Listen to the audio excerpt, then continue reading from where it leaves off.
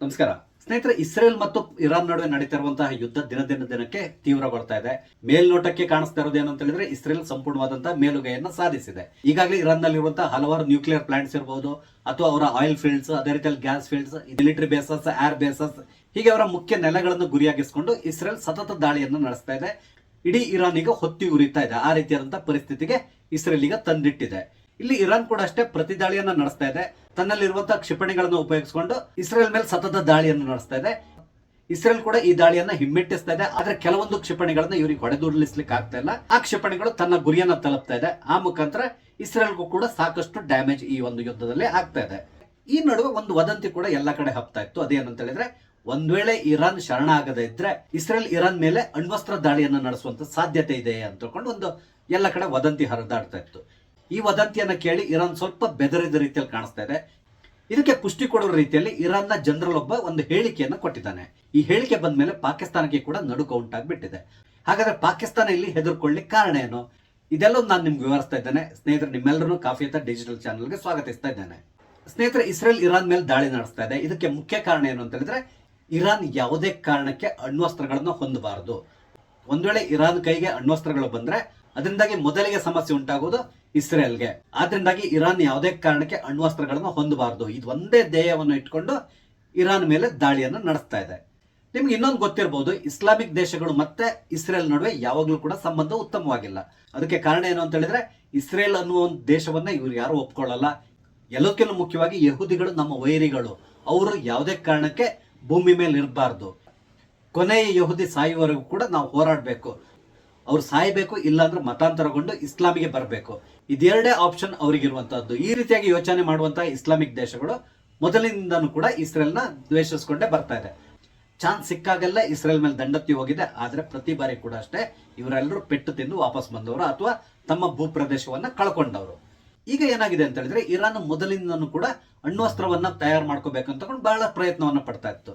ಆದ್ರೆ ಪ್ರತಿ ಬಾರಿ ಕೂಡ ಅಷ್ಟೇ ಇರಾನ್ ಯಾವುದೇ ಕಾರಣಕ್ಕೆ ಅಣ್ವಸ್ತ್ರವನ್ನ ತಯಾರಿಸಬಾರದು ಅಂತಕೊಂಡು ತನ್ನ ಬೇಹುಗಾರನ ಉಪಯೋಗಿಸಿಕೊಂಡು ಆ ಎಲ್ಲಾ ಕಾರ್ಯಗಳಿಗೆ ಅವರು ಅಡೆತಡೆಯನ್ನು ಉಂಟು ಮಾಡಿಕೊಂಡೇ ಬಂದಿದ್ದಾರೆ. ಆದ್ರಿಂದಾಗಿ ಪ್ರತಿ ಬಾರಿ ಕೂಡ ಅಷ್ಟೇ ಇರಾನ್ ಫೇಲ್ಯೂರ್ ಆಗ್ತಾನೆ ಇದೆ. ಆದ್ರೆ ಈ ಬಾರಿ ಇರಾನ್ ಈಗಾಗಲೇ ಅಣ್ವಸ್ತ್ರಗಳನ್ನು ತಯಾರು ಮಾಡ್ಕೊಳ್ಳಿಕ್ಕೆ ಎಷ್ಟು ಬೇಕೋ ಅಷ್ಟೊಂದು ಯುರೇನಿಯಂ ಸಂಗ್ರಹಿಸಿಕೊಂಡಿದೆ. ಹಾಗೇನೆ ಸದ್ಯದಲ್ಲೇ ಅಣ್ವಸ್ತ್ರವನ್ನು ತಯಾರು ಮಾಡ್ತದೆ ಅನ್ನೋ ಸುದ್ದಿ ಎಲ್ಲ ಕಡೆ ಹರಿದಾಡ್ತಾ ಇತ್ತು. ಈ ಸಂದರ್ಭದಲ್ಲಿ ಇಸ್ರೇಲ್ ಕೂಡ ಇರಾನ್ಗೆ ವಾರ್ನ್ ಮಾಡ್ತು. ಅದೇ ರೀತಿಯಲ್ಲಿ ಅಮೆರಿಕ ಕೂಡ ಅವರಿಗೆ ವಾರ್ನ್ ಮಾಡ್ತು, ನೀವು ಅಣ್ವಸ್ತ್ರವನ್ನ ತಯಾರಿಸಿಕೊಳ್ಳುವಂತಹ ಕೆಲಸ ಕೈ ಹಾಕಬಾರ್ದು ಅಂತೇಳಿ. ಆದ್ರೆ ಇರಾನ್ ಇವ್ರು ಯಾರ ಮಾತನ್ನು ಕೇಳಿಲ್ಲ, ತನ್ನ ಕೆಲಸವನ್ನ ತಾನು ಮುಂದುವರಿಸಿತ್ತು. ಇದನ್ನ ತಡೆಗಟ್ಟಲಿಕ್ಕಾಗಿ ಇಸ್ರೇಲ್ ಈಗ ಇರಾನ್ ಮೇಲೆ ದಾಳಿಯನ್ನ ನಡೆಸಿದೆ. ಈ ದಾಳಿ ತೀವ್ರಗೊಳ್ತಾ ಇದ್ದ ಹಾಗೇನೆ ಒಂದು ವದಂತಿ ಎಲ್ಲ ಕಡೆ ಹರಿದಾಡ್ತಾ ಇತ್ತು. ಅದೇನಂತ ಹೇಳಿದ್ರೆ, ಒಂದ್ ವೇಳೆ ಇರಾನ್ ಬೇಗ ಶರಣಾಗಿಲ್ಲ ಅಂತ ಹೇಳಿದ್ರೆ ಇಸ್ರೇಲ್ ಇರಾನ್ ಮೇಲೆ ಅಣ್ವಸ್ತ್ರ ದಾಳಿಯನ್ನ ನಡೆಸ್ತದೆ. ಆ ಮುಖಾಂತರ ಸಂಪೂರ್ಣ ಇರಾನ್ ಅನ್ನ ನಾಶಪಡಿಸ್ತದೆ ಅನ್ನುವ ಸುದ್ದಿ ಕೂಡ ಎಲ್ಲ ಕಡೆ ಹರಿದಾಡ್ತಾ ಇತ್ತು. ಈ ವದಂತಿಗಳು ಯಾವಾಗ ಹರಿದಾಡ್ಲಿಕ್ಕೆ ಶುರುವಾಯಿತು, ಆ ಸಂದರ್ಭದಲ್ಲಿ ಇರಾನ್ನ ಓರ್ವ ಜನರಲ್ ಒಂದು ಹೇಳಿಕೆಯನ್ನು ಕೊಟ್ಬಿಟ್ಟಿದ್ದಾನೆ. ಏನು ಅಂತ ಹೇಳಿದ್ರೆ, ಒಂದ್ ವೇಳೆ ಇಸ್ರೇಲ್ ನಮ್ಮ ಮೇಲೆ ಏನಾದ್ರು ಅಣ್ವಸ್ತ್ರ ದಾಳಿಯನ್ನು ನಡೆಸಿದ್ರೆ ನಮ್ಗೆ ಈಗಾಗಲೇ ಪಾಕಿಸ್ತಾನ ಪ್ರಾಮಿಸ್ ಮಾಡಿದೆ, ನಮ್ಮಲ್ಲಿರುವಂತಹ ಅಣ್ವಸ್ತ್ರವನ್ನು ಉಪಯೋಗಿಸಿಕೊಂಡು ಇಸ್ರೇಲ್ ಅನ್ನ ನಾಶಪಡಿಸ್ತೇವೆ. ಆ ಮುಖಾಂತರ ನಾವು ನಿಮ್ ಜೊತೆಗಿದ್ದೇವೆ ಅಂತಕೊಂಡು ಈಗಾಗಲೇ ಹೇಳ್ಕೊಂಡಿದೆ. ಆದ್ರಿಂದಾಗಿ ನಮ್ಗೇನು ಭಯ ಇಲ್ಲ ಅಂತೇಳಿ ಹೇಳ್ಬಿಟ್ಟಿದ್ದಾನೆ. ಈಗ ಈ ಹೇಳಿಕೆ ಪಾಕಿಸ್ತಾನಕ್ಕೆ ಅತ್ಯಂತ ದುಬಾರಿಯಾಗ್ಲಿ ಪ್ರಾರಂಭ ಆಗಿದೆ.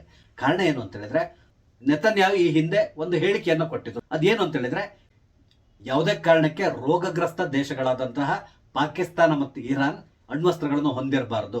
ಇವರಲ್ಲಿರುವಂತಹ ಈ ಅಣ್ವಸ್ತ್ರಗಳು ಯಾವುದೇ ಕಾರಣಕ್ಕೆ ಸೇಫ್ ಅಲ್ಲ. ಅದು ಯಾವುದೇ ಸಂದರ್ಭದಲ್ಲಿ ಭಯೋತ್ಪಾದಕರ ಕೈ ಸಿಗುವಂತ ಸಾಧ್ಯತೆ ಇದೆ.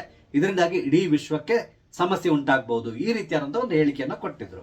ಅಂದ್ರೆ ಈಗಾಗಲೇ ಪಾಕಿಸ್ತಾನದ ಬಳಿ ಅಣ್ವಸ್ತ್ರಗಳಿದೆ, ಆದ್ರೆ ಅದರ ಕೀಲಿಕೈ ಅಮೆರಿಕದ ಬಳಿ ಇದೆ. ಆದ್ರಿಂದಾಗಿ ಸಡನ್ ಆಗಿ ಯಾವುದೇ ರೀತಿಯ ನಿರ್ಧಾರವನ್ನ ಪಾಕಿಸ್ತಾನ ತಗೊಳ್ಳಿಕ್ಕೆ ಸಾಧ್ಯ ಇಲ್ಲ. ಆದ್ರೂ ಕೂಡ ಪಾಕಿಸ್ತಾನದ ಬಗ್ಗೆ ನಿಮ್ಗೆ ತುಂಬಾ ಚೆನ್ನಾಗಿ ಗೊತ್ತಿದೆಯಲ್ಲ, ಯಾರಾದ್ರೂ ಸ್ವಲ್ಪ ದುಡ್ಡು ಕೊಟ್ರೆ ಖಂಡಿತವಾಗಿ ಅವ್ರು ಏನ್ ಮಾಡ್ಲಿಕ್ಕೂ ತಯಾರಿರ್ತಾರೆ.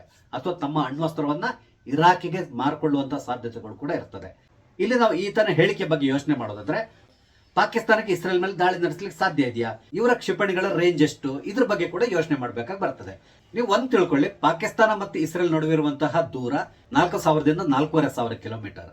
ಆದ್ರೆ ಪಾಕಿಸ್ತಾನದಲ್ಲಿ ಅಷ್ಟೊಂದು ಶಕ್ತಿಶಾಲಿಯಾದಂತಹ ಕ್ಷಿಪಣಿ ಇದೆಯಾ?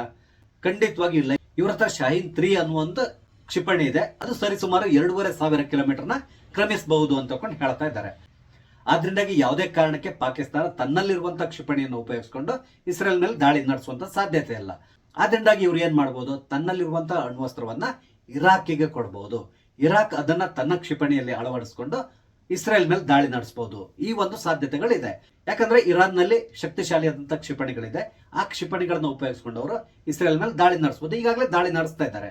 ಆದ್ರೆ ಪಾಕಿಸ್ತಾನ ಒಂದ್ ವೇಳೆ ಅಣ್ವಸ್ತ್ರ ಸಿಡಿತಲೆಗಳನ್ನ ಇರಾನಿಗೆ ಕೊಟ್ಟರು ಕೂಡ ಅದ ಸಮಸ್ಯೆಗಳು ಉಂಟಾಗಬಹುದು. ಯಾಕಂದ್ರೆ ಕ್ಷಿಪಣಿಯಲ್ಲಿ ಕೆಲವೊಂದು ಬದಲಾವಣೆಗಳನ್ನ ಅವ್ರು ಮಾಡ್ಕೋಬೇಕಾಗಿ ಬರ್ಬೋದು.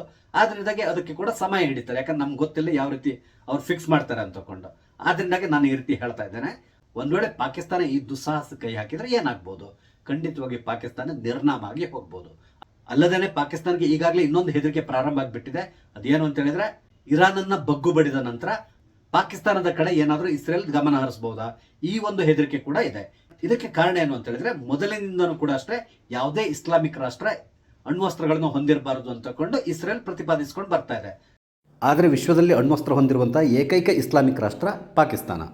ಆದ್ರಿಂದ ಈ ಪಾಕಿಸ್ತಾನವನ್ನು ಬಗ್ಗು ಬಡಿದು ಅವ್ರ ಹತ್ರ ಇರುವಂತಹ ಎಲ್ಲಾ ಅಣ್ವಸ್ತ್ರಗಳನ್ನು ನಾಶಪಡಿಸಿದ್ರೆ ನಮಗೆ ಕೂಡ ಮುಂದಿನ ಕೆಲ ವರ್ಷಗಳವರೆಗೆ ಯಾವುದೇ ಸಮಸ್ಯೆ ಇರೋದಿಲ್ಲ. ಈ ರೀತಿಯಾಗಿ ಕೂಡ ಇಸ್ರೇಲ್ ಥಿಂಕ್ ಮಾಡುವಂತ ಸಾಧ್ಯತೆ ಇರ್ತದೆ. ಆದ್ರಿಂದಾಗಿ ಪಾಕಿಸ್ತಾನದ ಮೇಲೆ ದಾಳಿ ನಡೆಸಿದ್ರು ಕೂಡ ಆಶ್ಚರ್ಯ ಪಡಬೇಕಾಗಿಲ್ಲ. ಈ ಹಿಂದೆ ಅಂದ್ರೆ 1984ರಲ್ಲೇ ಪಾಕಿಸ್ತಾನ ಅಣ್ವಸ್ತ್ರಗಳನ್ನ ತಯಾರು ಮಾಡ್ಕೊಂತ ಇತ್ತು. ಆ ಸಂದರ್ಭದಲ್ಲಿ ಇಸ್ರೇಲ್ಗೆ ಈ ವಿಷಯ ಗೊತ್ತಾಗಿತ್ತು.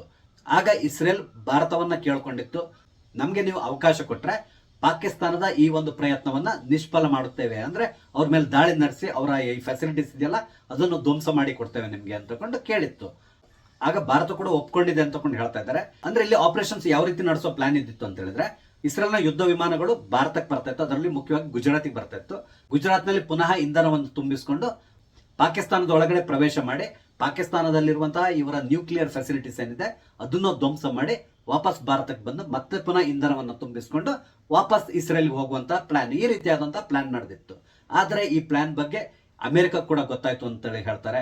ಅಮೆರಿಕ ತಕ್ಷಣ ಪಾಕಿಸ್ತಾನವನ್ನ ಎಚ್ಚರಿಸಿತ್ತು. ಈ ವಿಷಯ ಭಾರತಕ್ಕೂ ಕೂಡ ಗೊತ್ತಾಗಿರೋದ್ರಿಂದ ಮುಂದಿನ ದಿನಗಳಲ್ಲಿ ಬೇರೆ ರೀತಿಯಾದ ಸಮಸ್ಯೆ ಉಂಟಾಗಬಹುದು. ಆದ್ರಿಂದಾಗಿ ಸದ್ಯಕ್ಕೆ ಈ ಪ್ಲಾನ್ ಬೇಡ ಅಂತಕೊಂಡು ಕೈ ಬಿಟ್ಟಿದ್ದಾರೆ ಅನ್ನುವ ಸುದ್ದಿ ಕೂಡ ಇದೆ. ಅದು ಆ ಕಾಲ. ಆದ್ರೆ ಈಗ ಇಸ್ರೇಲ್ ಏನಾದ್ರೂ ಭಾರತದಿಂದ ಸಹಾಯವನ್ನು ಕೇಳುವಂತ ಸಾಧ್ಯತೆಗಳಿರ್ತದ? ಖಂಡಿತವಾಗಿ ಇರೋಲ್ಲ. ಯಾಕಂತ ಹೇಳಿದ್ರೆ ಈಗ ಅವ್ರ ಹತ್ರ ಖಂಡಾಂತರ ಕ್ಷಿಪಣಿಗಳು ಕೂಡ ಇದೆ. ಆ ಕ್ಷಿಪಣಿಗಳ ಮುಖಾಂತರ ಇಸ್ರೇಲ್ ನಲ್ಲೇ ಕೂತ್ಕೊಂಡು ಪಾಕಿಸ್ತಾನದ ಎಲ್ಲಾ ರೀತಿಯಾದಂತಹ ನ್ಯೂಕ್ಲಿಯರ್ ಸ್ಟೋರೇಜ್ ಫೆಸಿಲಿಟೀಸ್ ಇರ್ಬೋದು ಅಥವಾ ನ್ಯೂಕ್ಲಿಯರ್ ಪ್ಲಾಂಟ್ಸ್ ಇರ್ಬೋದು, ಇದೆಲ್ಲದನ್ನು ಧ್ವಂಸಗೊಳಿಸುವಂತಹ ಶಕ್ತಿ ಸದ್ಯಕ್ಕೆ ಇಸ್ರೇಲ್ಗಿದೆ. ಆದ್ರಿಂದಾಗಿ ಪಾಕಿಸ್ತಾನಕ್ಕೆ ಈಗ ಹೆದರಿಕೆ ಪ್ರಾರಂಭ ಆಗಿದೆ. ಇಲ್ಲಿ ಇನ್ನೊಂದು ಕುತೂಹಲಕಾರಿಯಾದಂತಹ ವಿಷಯ ಇದೆ. ಅದೇನಂತ ಹೇಳಿದ್ರೆ, ಪಾಕಿಸ್ತಾನ ಮತ್ತೆ ಇರಾನ್ ನಡುವೆ ಸಂಬಂಧ ಅಷ್ಟಕ್ಕಷ್ಟೇ ಇರೋದು. ಯಾಕಂದ್ರೆ ಅದೊಂದು ಶಿಯಾ ದೇಶ, ಇದು ಸುನ್ನಿ ದೇಶ. ಆದ್ರಿಂದಾಗಿ ಯಾವಾಗಲೂ ಕೂಡ ಇವ್ರ ಮಧ್ಯೆ ಅಭಿಪ್ರಾಯ ಭೇದಗಳು ಇದ್ದೇ ಇದೆ. ಹಾಗೇನೆ ಇವರು ಒಬ್ರನ್ನೊಬ್ರು ದ್ವೇಷ ಮಾಡುವಂತಹ ದೇಶಗಳು.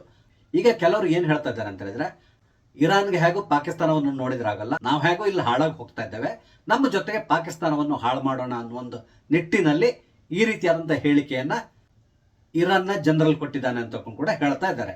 ನಾನು ಹೇಗೂ ಸಾಯ್ತಾ ಇದ್ದೇನೆ, ನೀನು ಕೂಡ ನನ್ನ ಜೊತೆ ಸಾಯಿ ಅಂತಕೊಂಡು ಪಾಕಿಸ್ತಾನಕ್ಕೆ ಹೇಳ್ತಾ ಇರೋ ರೀತಿಯಲ್ಲಿ ಕಾಣಿಸ್ತಾ ಇದೆ. ಅದೇನಿರಲಿ, ಪಾಕಿಸ್ತಾನ ಅಂತೂ ಸದ್ಯಕ್ಕೆ ಹೆದರಿಕೆಯಿಂದ ಗಡಗಡ ನಡುಕ್ತಾ ಇದೆ.